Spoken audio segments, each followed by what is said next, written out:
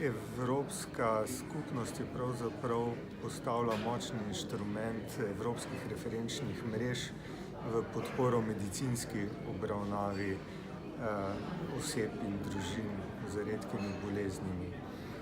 V tem smislu se bodo predvsem izdelale smernice in standardi obravnave za bolnike, ki bodo omogočili med drugim tudi boljši dostop do diagnostike, medicinske obravnave, tako zdravljenja kot podpornih aktivnosti. Še vedno obstaja velik izziv znanja in socialne podpore družinam in osebam z redkimi boleznimi, kjer pa je potrebno, da se vključijo tudi ustrezne inštitucije države, da formirajo najbolj primerne in za posamezno državo najbolj učinkovite načine, kako izboljšati te pomanjkljivosti, ki obstajajo zaenkrat še v vseh zdravstvenih sistemih.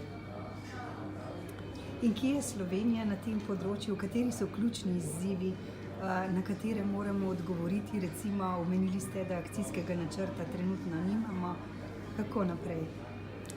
Torej, v Sloveniji se mnogi akterji trudimo, da bi zagotovili čim boljšo obravnavo, predvsem govorim zdaj iz medicinskega vidika, osebam in družinam z redkimi boleznimi. Seveda bo pa še bolj učinkovit pristop, če bo država, in to medresorsko, ne samo Ministrstvo za zdravje, ustrezne korake naredilo v smislu formiranja strategije, kako na različnih, ne samo medicinskih, ampak tudi socialnih, edukacijskih področjih se približati potrebam